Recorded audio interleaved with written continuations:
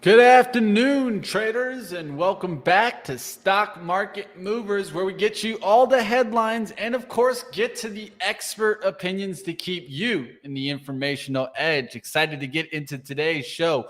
We got a lot to talk about. We got the banks coming in.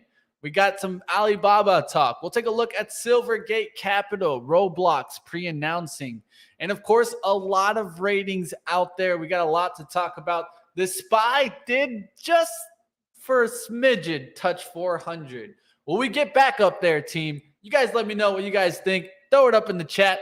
Let's get it started. Welcome to Stock Market Movers. There are three ways to make a living in this business: be first, be smarter, or cheat.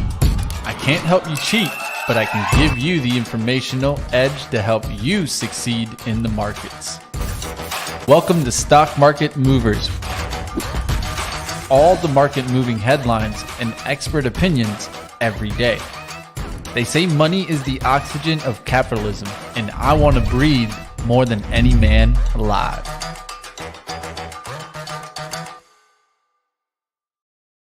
All right, team, let's get into the action. You guys can see the SPY right there. We did get a little bit above the 400, went to 423 today. Let's get to the daily chart. Of course, it's been a good year, right? I mean, this is the January 3rd date. We kind of highlighted it on pre-market prep to kind of show we've had a good run, at least overall for the January effect. We need to keep watch to see if this can continue running. We'll talk a little bit about what economic data we got a little bit later today with Michael Lee, founder of Michael Lee Strategy, coming up at 1:15. So don't want to get into too much on that. Of course, we got New York Empire State Manufacturing Index to come in. We'll talk about those numbers. But of course, something to keep watch, right? And I feel like this is important to talk about is what's been going on in kind of China, right? It seems like we've been getting a nice little rip up. Overnight action, especially throughout the weekend. They gave us the news, of course, that 60,000 people had died from coronavirus. It just seems like we get a lot of kind of mixed signals from China. And that's why I haven't partaken in the trade as of late, right? This had made a nice move there. You guys can see Baba, of course. We'll talk a little bit about what news they had earlier, but keeping an eye on this China trade because overall, I mean, I have missed it. And then I know that a lot of you guys probably missed it also. A lot of my concerns were also with political issues. But it seems like these have really gotten a nice little lift lately. Now the question is, when we start getting more releases of the coronavirus and they're trying to kind of put this news out there, does this turn these stocks around? So keeping my eye on to see what happens on these names. Did they already do their run? Something to keep on watch. Of course, emerging markets is something that we've been kind of looking at, and it's made a nice little move here from November. Nice little move up about 20%. We'll see if these emerging markets still kind of hang on here. And who knows? Maybe they bottom first before our markets truly have bottomed and have really started to lift. But overall, I mean, think about it on the SPY. We're starting to push. If we get out of this channel, let's say for some reason by the end of not this week, but next week, when we get some of the bigger earnings to come in, right? We get back above maybe 410s, into the 420s. It's going to be looking like a different chart. Let's just say that you'll be out of that kind of bear channel. You'll start holding prior resistance. We'll look to see if that starts becoming support. That's something to keep an eye out on the overall market. Of course, today, Goldman Sachs coming out with earnings. That's something that we definitely need to touch. And this got hit hard. I thought that maybe we could hold some pullback levels closer towards this 362 level. But as you guys can see, this did not hold up today. Came right through that level, right down. I was looking even maybe see if we were going to buy the dip in these banks. We know how they did that on Friday. Goldman Sachs still getting driven down. Let's give those numbers here. Q4 EPS, $3.32, missed the $5.48 estimate. Sales at $10.59 billion, missed the $10.83 billion estimate. They also saw, of course, investment banking fees down 48% year over year, and net equity net revenue down 5% year over year. Now, the surprising one, of course, was Morgan Stanley. as Morgan Stanley came in with a beat with investment banking revenues down 49% year over year, equity net revenues down 24% year over year, fixed income revenues were up 15% year over year, but getting a big lift into the intraday market. You guys can see it's continued almost to 99 here. Look at the daily chart. Nice little breakout above kind of the 92 level and really kind of continuing the push. We'll look to see if this can pull back, but no pullback here, even out the gates. You guys have the open there, 95.44. You went down for a second there to 94.94, but you can see on the next candle, 95. Started reclaiming that 95. Really got the move. We'll look to see if we close towards 99 on Morgan Stanley. Something definitely to keep watch, right? How is this affecting the other banks? Let's take a look at that. JPM pulling back today, of course. I had a big run, made up that wall of worry on Friday, got all the way up as high towards 143.49. You can round it, say 143.50. We'll look to see if this is just a pullback opportunity here in JPM. Let's look at Bank of America as that's trying to make its way back. It was kind of on a little bit of a pullback. We'll look to see if this starts pushing, getting back towards the opening price would be good for Bank of America. I saw Citi a little bit stronger, so look to see if this gets a little bit of a nice little run through the 50, holding it as support. You can see how it's holding it right now. Seems like that 50 spot just seems to be holding really well. You have a couple of wicks there. Of course, wick coming to 49.92, but you know how I feel about those wicks. Those wicks are tricks. We'll look to see if we get a nice little run in Citi towards the close here. Can it close above 50? Start pushing to 51. If not, this is going to be looking more like a harmy on the daily and could just start getting a little bit of a turnaround back towards the 49. We'll see how the candle closes later today. Of course, I did want to mention that news on Baba before we get to our interview. That was, of course, activist Ryan Cohen taking a stake in Alibaba, the Wall Street Journal reporting. So I was keeping an eye on to see if Baba was going to make some lift today. It actually pulled back. You guys can see it did get a little bit of a lift in the pre-market, but really quickly pulled back here towards the intraday. Now holding kind of resistance around the VWAP. We'll look to see if it comes right back towards 114.25. Not looking strong today, but we'll see if the trend's your friend in that case. For Baba, it's been trending on up. We'll see if it pulls back to the 9 EMA. A lot of times I look for that kind of pullback action after you've broken out. Like right here, you got a nice little break, and then it came right back to the moving averages. We'll look to see if that's what happens here in Baba. Is this completely breaking down? I wouldn't say that so far, but like always, you guys can keep on watch. I know there's kind of the yang, and this is like the bear China one. Like if you're looking at intraday China bear, we'll see if this guy actually gets moving or not. We'll see if the China trade eventually breaks down because it's just been so strong for about, let's say, a month and a half, 2 months, 3 months almost now. As we get closer and closer away, are we going to see a quick pullback opportunity? That's what I'll be looking for in Baba. Let's say a move back towards like 90, 95. We'll see if we get that. All right, getting out of Baba, we'll talk about China stocks a little bit later, of course, on what was hot and what was not. We still got a lot to talk about. We'll still be talking about Silvergate, Roblox, Cox Automotive chief economist. What did he say about vehicles that I think is very important? And of course, we got our upgrades and downgrades. We'll get into Pfizer, Microsoft, KB Homes, Lennar. We also got to talk about Wayfair and Cheesecake Factory. But enough of that. Let's get into our first interview today. Let's get right to it. Michael Lee Strategy.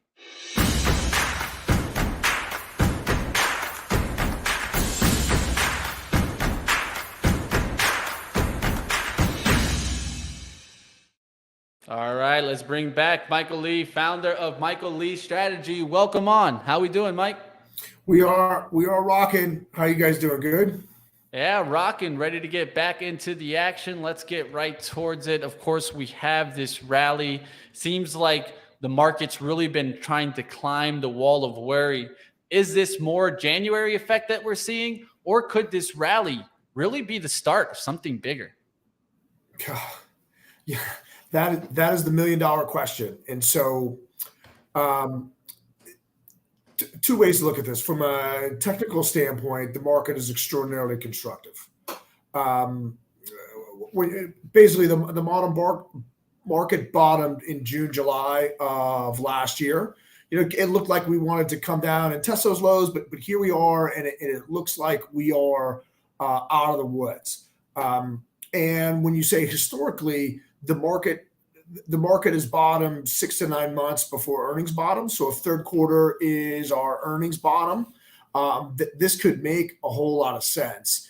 And every time, from a macroeconomic standpoint, every time we've entered this kind of collapse in inflation, this sort of slowdown, you're looking at a Fed pivot. You can basically buy everything. And if you look at the way emerging market has moved, bonds have moved, Bitcoin has moved, that we are in a risk-on scenario. So the problem here, though, is that if we have a double top in inflation, so if inflation decelerates and then comes back again, that is still a possibility.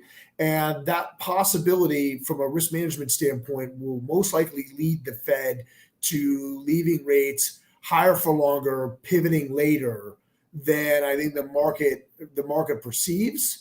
And so I don't know that we're out of the woods yet. I think this is we're at a historical crossroads. That is this the bottom? If this isn't the bottom, I don't think we're that far away.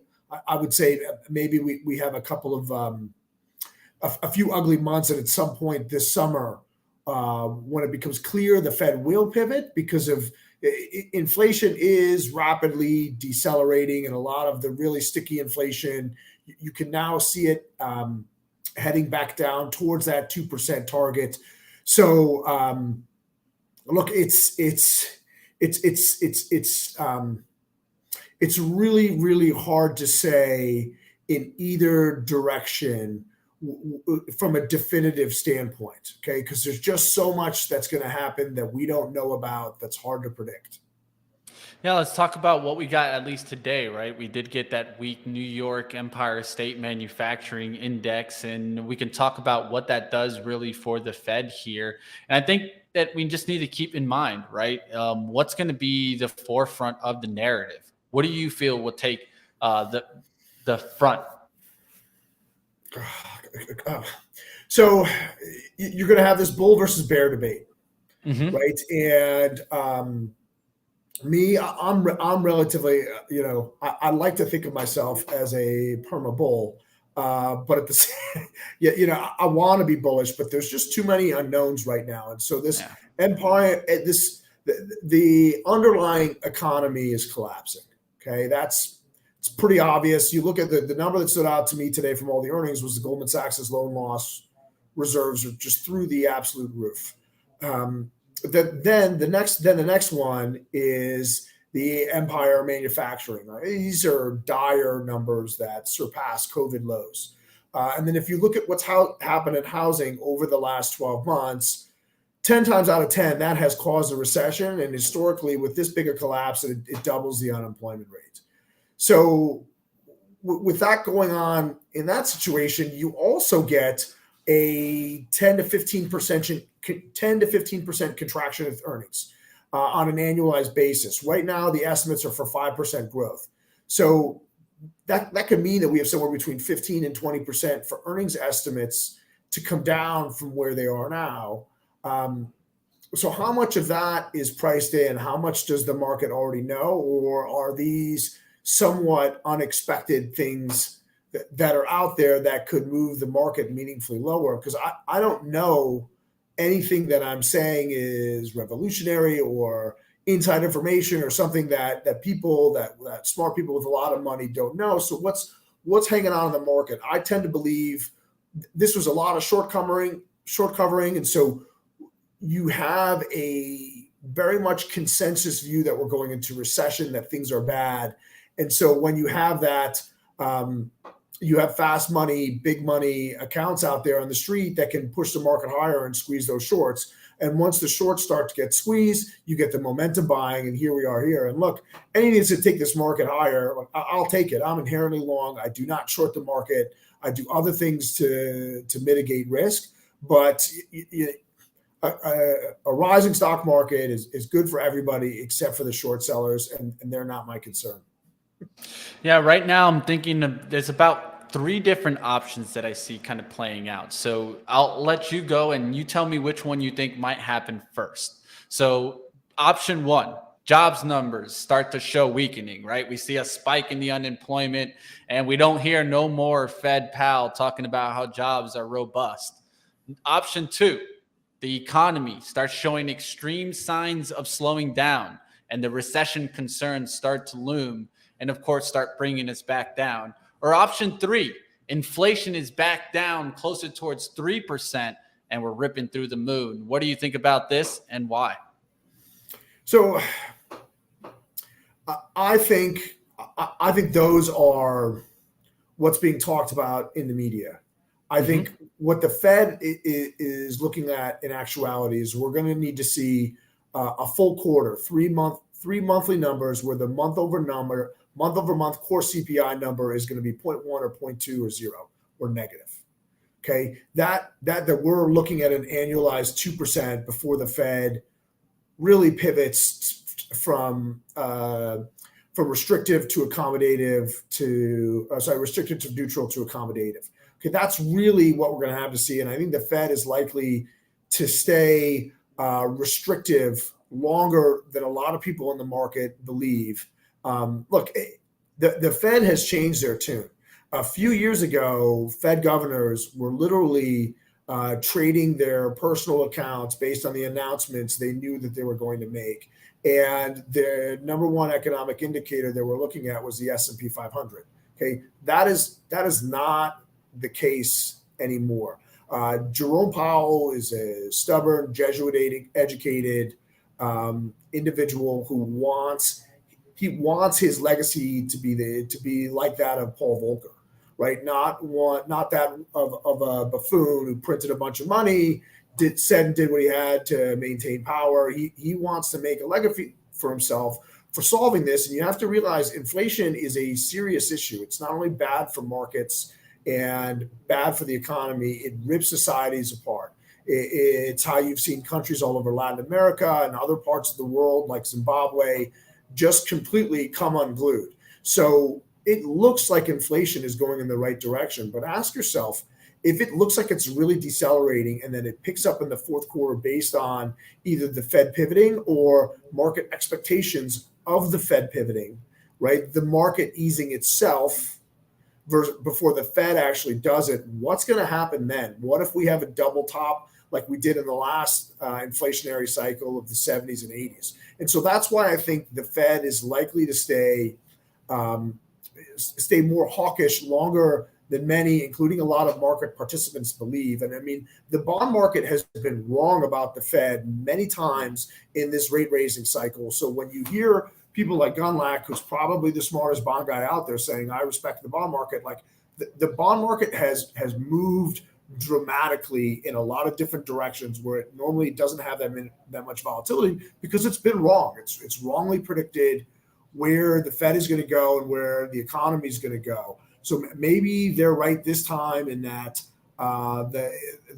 they're predicting a zero Fed futures 18 months from now, zero real Fed futures. So if inflation's 2%, 18 months from now, the bond market is saying that's where Fed futures are going to be at 2%, 18 months from now, which is a pretty dramatic reversal from the Fed from where we are.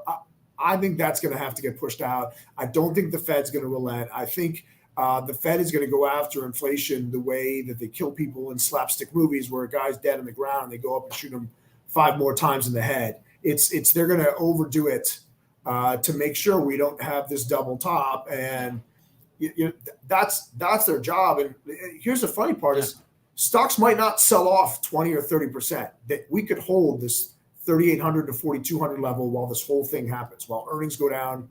Earnings estimates drop 10 or 15% from where they are right now. The Fed's higher for longer. Stocks could just stay in there. Stocks could trade down to 3,000. I have a hard time seeing them meaningfully break out until a lot of these questions are answered. Yeah, I think that's true. I mean, what you're pretty much bringing is that the headwinds are still present and they still haven't taken off, right? Just because we're having a nice little rip and rally and we're starting to see inflation coming down doesn't mean those headwinds have gone away. And I'm with you. also in the camp of extreme. It's just what the Fed does. They play extreme. Until they break us, they probably ain't going to bring us back and make us, right? That's what I like to. And another thing is they're so accommodative at some point, right? They got to get so restrictive if they're going to play the other side, right? Well, it's important that predicting what's going forward, what's going to happen in the future is extraordinarily difficult. Okay. It's even harder if you're the government. So you got to give them some credit there. Like some guys, I work with a guy at Morgan Stanley who's one of the smartest guys I ever worked with, sits on the markets desk at the New York Fed. Like he's really smart, but it's really, really hard to predict what's going forward. And so you have that problem. And then once they realize one of their underlying theses is not correct, for them to pivot and change course or do something and try to address something that's happening that they didn't predict, there's a lag to it, 6 to 12 months in most cases. So they're always going to be late and they're always going to overshoot, whether it's on easing or tightening. They're never going to get it just right. And if they do, it's by luck, not by design, just by the nature of the tools they have in their tool belt and the way these things work. So I'd expect them. And I'd say it might not be the best for our portfolios this year, but if we can tame this inflation dragging with another year or two of crappy equity markets, believe me, it's much better than living in a society where you have perpetual 6 or 7% inflation and your currency gets destroyed. So short-term pain for long-term stability.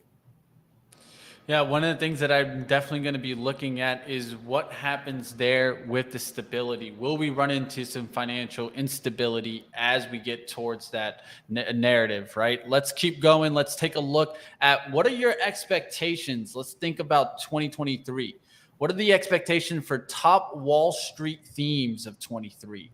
I'll mention one that I've been seeing nonstop, and I'm sure you've been seeing it on Twitter. AI. So what else have you been seeing, Michael? Listen, I'm a little bit older than you, so I grew up with like the Terminator. I don't want to let the machines take over. Yeah. I think the trashing of ESG, all right, for good reason, it's got to go. I think value stocks continue to work, and at some point you want to step in. And look at some of these growth names that get beaten up. And so as Elon took over Twitter, and he could say it's all about free speech, for Elon, it's about having a machine to control narrative, because when you're that rich, you need one. And I think the attack on him for taking over what was basically a security state, national security apparatus propaganda tool, for taking that away from the establishment, they've crushed Tesla stock. And so kind of for the first time in my career, I can say Tesla's looking at a valuation that's very attractive. I mean, they have 30 to 50% revenue growth kind of as far as the eye can see. I'm not on board with the estimates for electronic vehicle growth. However, I still think it's a growing market. And while Tesla maybe losing market share, they'll go from, maybe they were at 80% and now they're at 65. If they go to 55, it's not really a big deal as this gets better. Tesla was never a $1 trillion company. Okay. Now it's trading at 35 times earnings. Those estimates may be a little bit low. When you have a market multiple of 17 and you have revenue growth of 50%, you could say you're probably worth double, like you could probably pay double the market. And they're not going anywhere. Elon's done a good job of,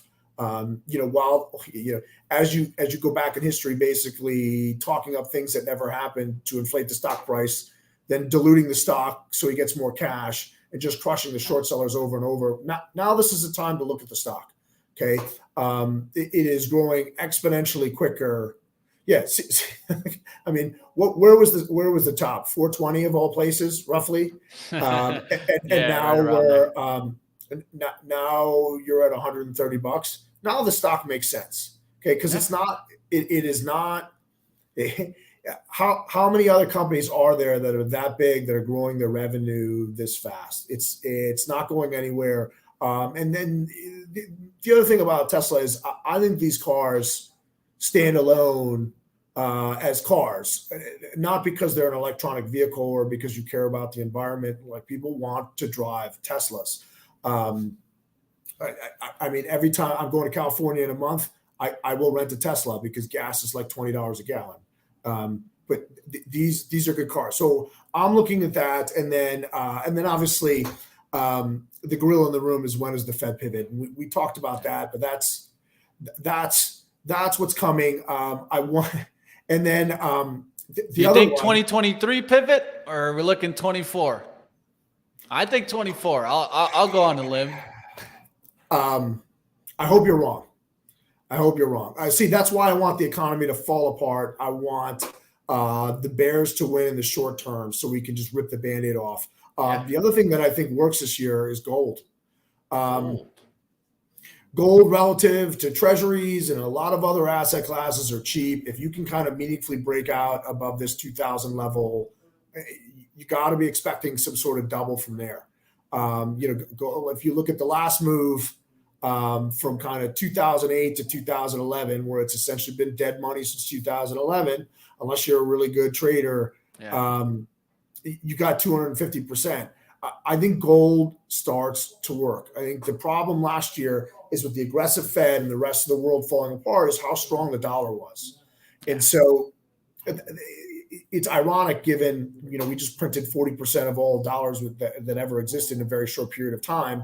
But the same problems exist elsewhere in the world, and there's no other major currency to take it over. And so you're in a situation now where there was a little bit too much strength.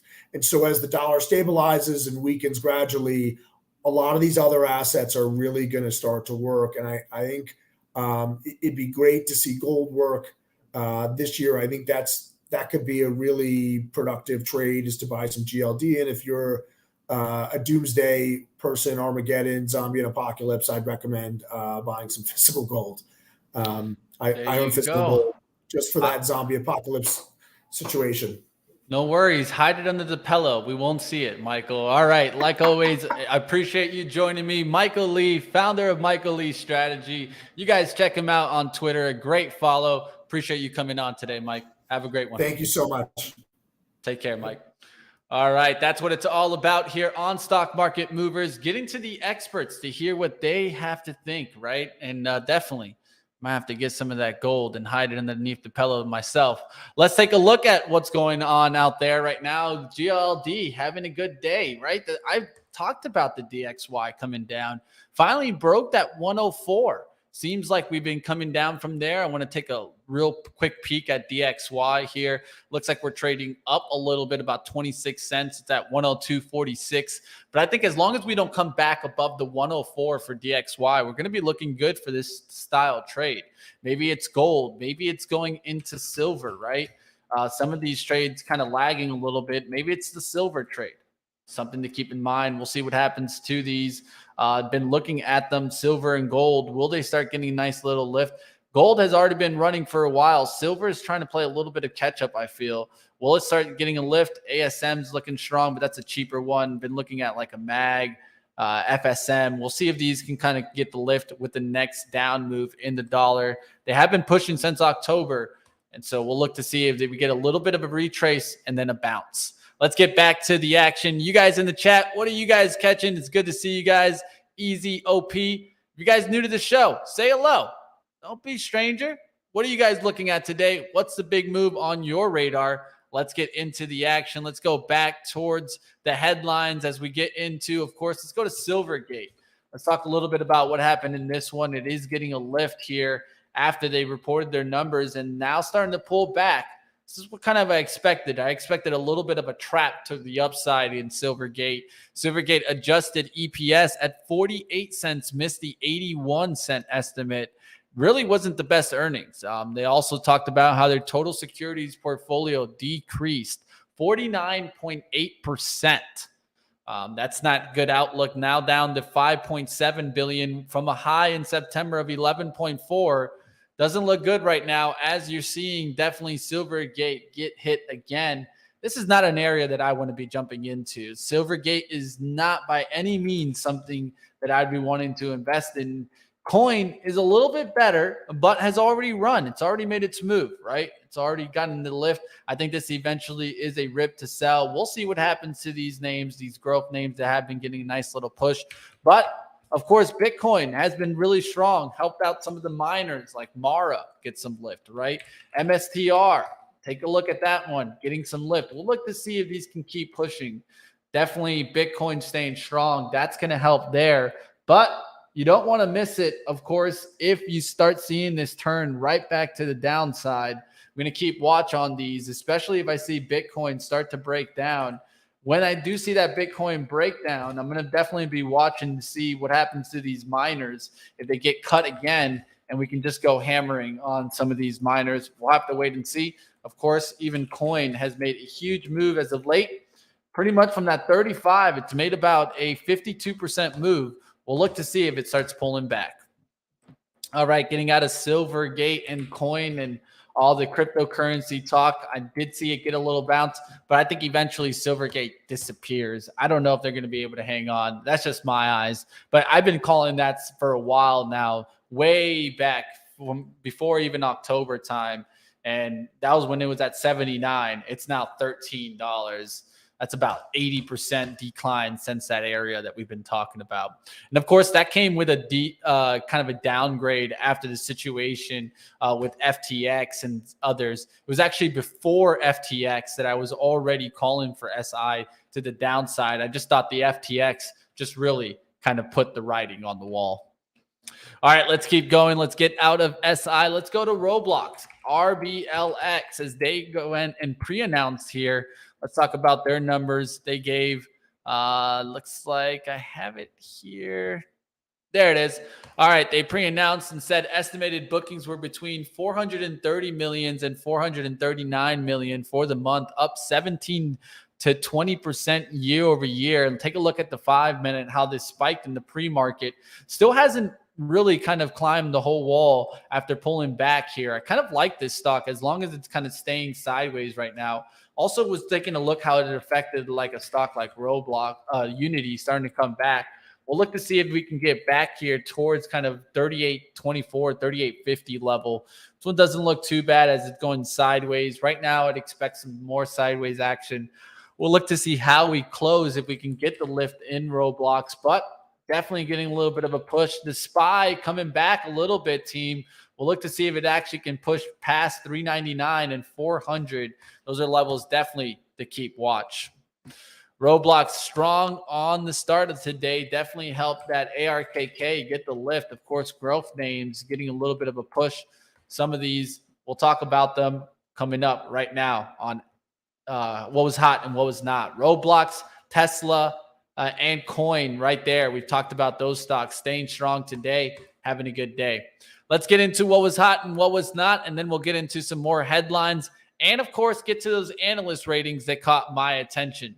What was hot and what was not is all about rotation, intermarket analysis, looking at the sectors, the industries, and doing a top-down approach to find what was strong and what was not. Relative strength is so important to find. At least that's where I find a lot of my edge. Let's take a look here at what's getting the lift today. Real estate getting a nice little push towards the upside. This one's an interesting one with one of our ratings, so I'll just go ahead and bring it up here. This was RBC. They downgraded KB Homes and Lennar as the firm expected a difficult year ahead for housing stocks. This is not what I've been seeing from the price action. Called that out this morning. Stocks like Lennar continuing the up move, even though it pulled back a little bit in the pre-market. We'll look to see if these break down or not, but I don't see them turning around anytime soon. KBH, we'll see if these can kind of keep giving the lift. ITB is another way to kind of keep watch on this. We'll look to see if this ever breaks down. For right now, doesn't look like a downgrade to me, but RBC expecting a difficult year for housing stocks. What do you guys think about housing? Do you think that we could run into some issues? I got the spam in the chat, but let me know in the chat. Put a 1 if you guys think that we can run into some housing issues. Put a 2 if you say, no, we aren't going to run into a housing issue, and put a 3 if you think that, hey, new situation, nobody knows where it's going. We'll see what happens. I want to hear your opinion. All right, let's keep going. Let's get into what was hot and what was not. Let's go and take a look after real estate. Technology is the second leading sector to the upside. What's doing well there? Well, you can take a look. Semiconductors getting the nice little lift. We'll look to see if these can continue pushing. Let's go to the high cap names. NVIDIA leading the day here. NVIDIA, nice little move, 4% move, 4.21% from the open. Nice little opening candle also showed that continued strength. It held the pullbacks to the VWAP. You could have got in somewhere near there. Getting the lift now towards 176.15. Doesn't look bad at all. TSM, another strong one there. You guys can look for these to continue. They've been strong as of late. TSM, of course, had their earnings, got the little push up. Now trying to get through that 88, 83. Not looking bad for it to start holding 89s and continue the up action. You guys can see how it held the 88 pullback today. Now look for the 89 takeout. And of course, getting towards the 90s would not be a bad outlook. AMD also having a good day, getting a nice little push up. We'll look to see if these can stay strong. All right, catching up with the chat out there. I see some 2s, 3s, and new situation. 99 says OP. You're wrong, man. You're wrong. Jay says 1. Hey, we'll have to wait and find out. Hunter Biden has a housing problem. Yeah, we'll see what happens on that one. Impossible to make money off inverse like VIXY. Yeah, it's just very difficult. We'll see what happens there. All right, let's keep going. We'll get out of technology. I also saw solar being strong, just to kind of mention that. First Solar, the leader there, it started pulling back, so just be careful. EMPH playing catch up, so that's not looking too bad. We'll look to see if these can keep running. But First Solar, look at that recent move. Big push up. Could pull back here towards prior resistance, become now support around the 174 to 172 area. We'll see what happens on these solar names. Defensives behind this, we'll see what happened there. Beverages getting some nice lift. Some brewers. I don't know if you guys were getting the brews this weekend, but looks like Bud getting some lift today. Sam's Boston Beer Company, not looking too bad. Finally bouncing a little bit and finally having some good sideways action. I might eventually take a position in Sam, Boston Beer. We'll see what happens there as it's sideways right now. Can give me kind of the 300 level to go off of. We'll look to see if this can start moving again. Of course, this has been an epic disaster for about 2 years now. We'll look to see if this turns around. And that's Samuel, Boston Beer Company. Could use a good Oktoberfest. I love that one. I'm not going to lie. That's probably my favorite one from Sam's. But we'll see what happens there. Let's keep going. We'll keep going into some other areas. Consumer defensives, grocery stores having a good day there. KR, right? Kroger. Doesn't look too bad on the monthly support. Monthly support is right underneath it. We'll look to see if this can start making its way back, climbing up there towards 47. Of course, this one has Albertson deal that we still need to resolve. What will happen there? Keep your eyes on Albertsons. We'll see if it takes the lift. Casey's another one that I keep on watch. It has been strong in 2022 and continued the strength here into the year. Now starting to push back towards the upside. I haven't ever been to a Casey's General Store, but doesn't look too bad. And then soft drinks, Coke and Pepsi getting a little bit of a bounce back. Monster is one to watch. So Monster getting that little lift there. That doesn't look too bad on that chart. With that being said, you can keep your eyes on Celsius Holding. Also, if Monster is going to take the lift, I'd keep watch on this one, CELH. All right, utilities staying strong. Let's go into what was weak today. Basic materials getting hit hard. Silver, gold, and copper. Copper finally falling off as it's been really strong as of late. Now starting to pull back. So be careful on names like this. If you haven't run towards those profits, you got to run while the popcorn's good. Get it while the popcorn's going, because you already know. You can see that turnaround there. And rotations are quick in copper. So you got to be careful there. We can see them how it was here where it just cracked back down, got a little lift, cracked back down. So we got to be careful there as they are starting to pull back a little bit. SCCO is definitely the leader right now. FCX has been not bad, right? Freeport has been getting the lift. We'll look to see if it catches the bounce in the next couple of days. Industrial metals and minerals pulling back significant. Watch out there as you start getting hit hard. And steel not looking too good today, a big pullback. But I did see mentions from Cleveland Cliff that I think are definitely important to catch. I did even put it out on my Twitter. If you guys don't have my Twitter, make sure to give me a follow at Money Mitch BZ. This came from Stephanie Link. You guys know Stephanie Link. She wrote that Cleveland Cliff announced another price increase for hot rolled, cold roll, and coated steel products due to strong demand in its automotive steel business. So if there's one that I'm going to be watching, I'll be watching that Cleveland Cliff to take lead. It's already been pushing. We'll look to see if we get the buy the dippers stepping in. Nucor is definitely one to watch also, and Steel Dynamics are just a couple to keep your eyes out for. Chemicals not looking good there. I did see MOS having a decent day. That's in agricultural inputs. So if you wanted to take a look at what was strong today, there's one to keep in mind. That's MOS. I would like this chart to get right back above the VWAP towards the close. It's not going to be looking too bad there. CF is one that I'll be watching to play catch up if these start to make a run. Agricultural inputs, another one to keep watch that I like there, at least from the chart itself, is IPI.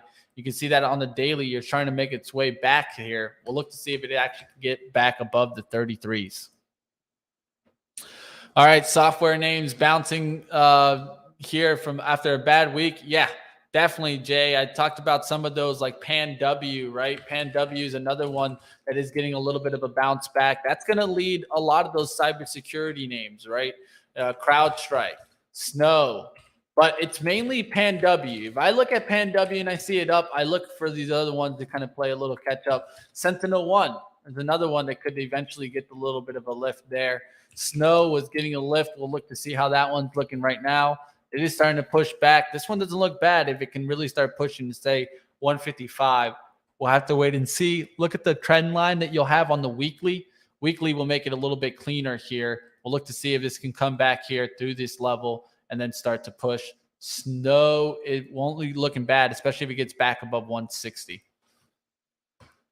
Yeah, definitely not bad ones to watch, right? I mean, Sentinel, we'll look to see if these kind of play a little catch up, right? Pan W is definitely the leader. If that can make its way back towards, let's say, 150, you're right back into the monthly trend and you can start getting some lift. We'll see what happens with these cybersecurity names, especially with hacks that, just don't go away. They're going to continue being in the headlines. These are all opportunities that I want to be a part of, especially like Pan W. If I can get it on the dip, it's not a bad area to be in. Cybersecurity, it's a theme. It's not going away anytime soon. All right, let's get back out of what was hot and what was not. Let's go back towards our ratings of the day. I think that's important to get through. So let's get into that action. One it's not a rating, but it's just a mention here. And this came from a Cox Automotive chief economist, Jonathan Smoke. And he wrote that Cox Automotive is saying that we're swapping a supply problem with a demand problem. So that's one thing to keep in mind when we're thinking about autos. How will those continue to perform? If we take a look at like a stock like Ford, right? Is this going to be a good year for Ford? I think that's something that you need to keep in mind. What's going to happen to these kind of legacy vehicle makers right now, especially as you're seeing the demand drop. And I think you're going to continue to see the demand drop for new vehicles as you continue to see also more EVs come out with that higher price tag. Let's just be honest. Not everybody can go after a $40,000, $50,000 vehicle unless they're going to be making loans for like 10 years now. I don't think you're going to be able to get some of these vehicles, at least some of the normal kind of mid-class economy outlook, right? The mid-class is not going to be able to afford $50,000 vehicles. So I think this is something to keep in mind as we get more and more closer towards electric vehicles taking over. You're still going to see some of these cheaper cars get bought up. Ford, GM, will they struggle this year? I think that's something to keep in mind if you're thinking about Tesla. Tesla is getting a little bit of a bounce back. But if it's not a supply problem and now it's moving to a demand problem, that's going to be an issue because now what will you have? You'll have supply coming up And if anything, you might even get to a point where we have oversupply on the new vehicles just because they're not being able to be sold. Something to keep in mind, right? This is why also I feel that auto manufacturers, if anything, are going to maybe hold back some of the supply because they don't want to get into that supply issue also, and then just have to start marking down some of the inventory like you've been seeing who? Tesla do it, right? Tesla's lowering their inventory. Why are they doing that, right? Why are they lowering their prices? Because I think inventory levels are starting to go higher and higher. Not what they need, right? They don't want to get into a demand problem. I think that's why you're also seeing Tesla bring down the prices. All right, let's keep going into some of these analyst ratings. The important one to catch for sure was on Pfizer. I thought that was an important one coming from Wells Fargo. Of course, let's get towards it. Pfizer on the day getting hit down there through the 46.70 area. Was looking somewhere between 45.49 and 46.70s to maybe take a shot on this one. It is pulling back here. Haven't done anything on it, but Wells Fargo downgraded Pfizer to equal weight from overweight, thinking that Pfizer needs a COVID reset before the stock could work again, adding that uncertainty around the COVID business could make investors nervous. We'll see what happens here in Pfizer. Getting the pullback as of late, we'll look to see if it catches the bounce and gets right back over 47. That's the level that I'd be watching. I need to get it back towards that 47. That's the kind of the support right now. I don't mind if it even wicks down here, but really quickly recovery of that 47 back through 48. We'll start getting that move back up. We'll just keep watch on Pfizer. These are definitely stocks that I'll be watching. Drug manufacturers, the major ones, they've been doing well. Now starting to pull back like a Merck, Johnson & Johnson. That doesn't look the best. You got a lot of support underneath, but if it cracks that 172, could be pulling back significantly fast. Just be careful out there, team. Don't want to see anybody get wrecked in some of these kind of biotech names. But I still like IBB. Just look at IBB. It keeps building up. So if there's anywhere where I'm looking also is for some of these biotechs to get the lead. VRTX, nice move up today. We'll look to see if that can continue. Moderna trying to make a move and getting into the green. It did do a little bit of a pop. We'll look to see if it can hold some green today. BIIB, Biogen, right? Will this get the lift?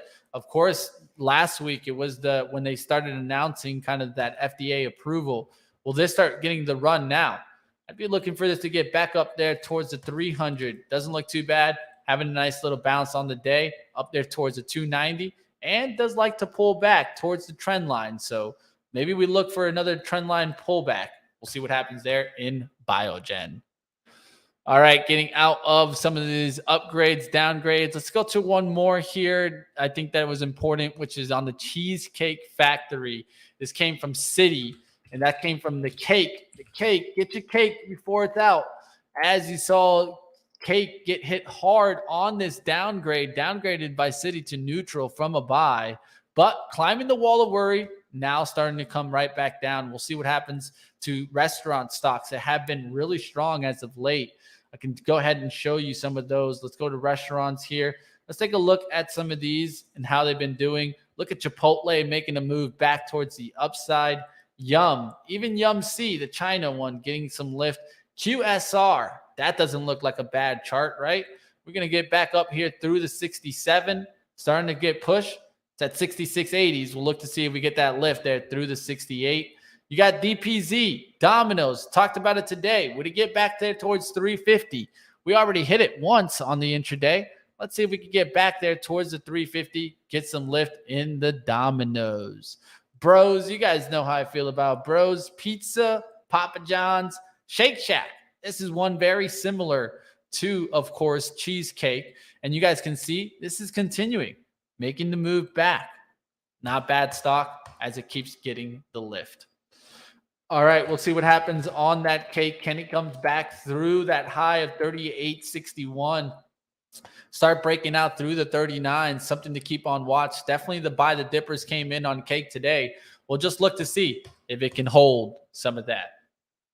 All right, let's get into the chat conversation. What are you guys talking about out there? What's moving? What's on your radar? I got about 5 minutes here time for some ticker time. Throw up some stocks you guys want to take a look at. I'll take a watch.